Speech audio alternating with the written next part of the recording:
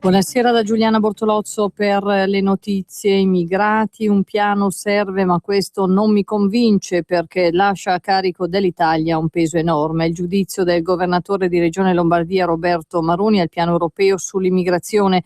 Conversando oggi con i cronisti a margine della presentazione del Technology Forum 2015, Maroni ha ribadito che la soluzione deve fare in modo di fermare gli immigrati prima che partano ed ha ricordato che da ministro dell'Interno nel 2010 era riuscito a bloccare gli sbarchi. Il titolare del Viminale ha osservato Maroni sbaglia a dire che durante il mio mandato gli sbarchi erano triplicati. Nel 2011 arrivarono 40.000 persone, non 250.000 come sta avvenendo con lui, perché c'era la guerra in Libia e le rivolte della cosiddetta primavera araba e comunque, ha sottolineato Maroni, mi ero subito attivato ed eravamo riusciti a fermare nuovamente gli arrivi. Secondo il governatore lombardo, il governo non sta facendo nulla ed anche la Commissione europea, se dice una cosa e i paesi dell'Unione, come ad esempio la Gran Bretagna, ne dicono un'altra, vuol dire che il piano non funzionerà e che noi dovremo tenerci tutti quelli che arrivano. La soluzione è una sola, fermarli prima che partano, ha ribadito Roberto Maroni. Intanto questa sera è arrivata la notizia che ci sono stati ancora degli sbarchi in Sicilia. Oggi pomeriggio la nave inglese è arrivata alle 15 al porto dopo Catania, con a bordo 617 extracomunitari, tra i quali 2 minori e 48 donne, 9 di esse in stato di gravidanza.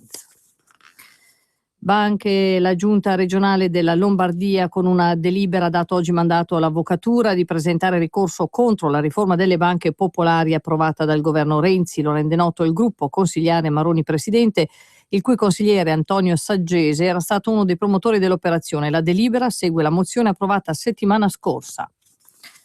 Sindacati scuola e sindacati di categoria della scuola hanno invitato questa sera i parlamentari ad un confronto pubblico per affrontare i temi della scuola dopo la manifestazione del 5 maggio in vista della discussione sul disegno di legge del governo Renzi sulla buona scuola. L'appuntamento è per domani, venerdì 15 maggio alle 16:30 in piazza del Pantheon per l'assemblea pubblica.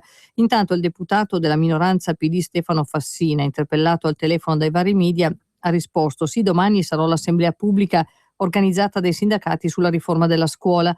Se loro lo riterranno utile prenderò la parola. Quanto al confronto tra i sindacati e il governo, sono stati ottenuti dei miglioramenti al testo, ha aggiunto Fassina, tuttavia c'è un problema di impianto verticistico previsto per la governance della scuola che va eliminato, ha concluso. Passiamo alla cronaca. Giudizio immediato per Michele Buoninconti, accusato di omicidio e occultamento di cadavere, il cadavere della moglie Elena Ceste. Questa è la decisione del GIP Giacomo Marson, che ritiene sufficiente la raccolta di prove a carico dell'indagato e pertanto ha fissato la prima udienza in corte d'assise il 1 luglio. I due avvocati della difesa, Girola e Tortoroglio, hanno 15 giorni di tempo per chiedere il rito abbreviato che prevede lo sconto di 1/3 della pena.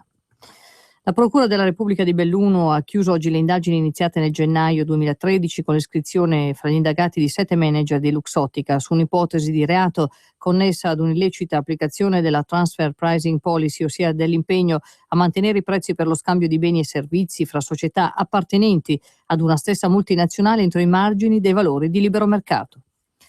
Dall'estero, BCE Lagarde, dal Fondo Monetario Internazionale arriva il pieno sostegno alle decisioni prese dalla Banca Centrale Europea e dal Presidente Mario Draghi per allontanare la minaccia di deflazione e sostenere la domanda. Lo ha assicurato oggi il direttore generale dell'FMI Christine Lagarde, che ha spiegato il significativo ulteriore allentamento della politica monetaria nel gennaio di quest'anno ha fatto molto per allontanare la minaccia di deflazione e sostenere la domanda debole. La politica monetaria e la stabilità dei prezzi sono essenziali per una crescita forte, sostenibile e inclusiva, ha sottolineato Lagarde.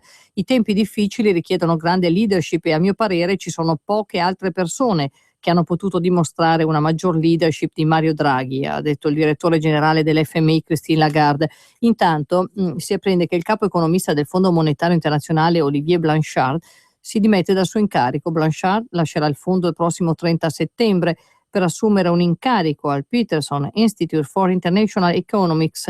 Lo rende noto questa sera l'FMI, il quale annuncia che il processo di ricerca per identificare il suo successore inizierà subito.